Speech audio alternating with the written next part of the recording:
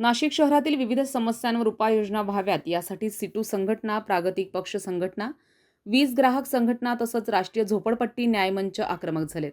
या संघटनांकडून आज राजीव गांधी भवन इथे मोर्चा काढण्यात आला.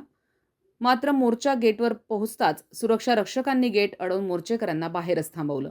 यानंतर मोर्चेकऱ्यांनी गेट समोरच सभा घेत विविध समस्या मांडल्या आहेत. संविधान न्यूज, नाशिक.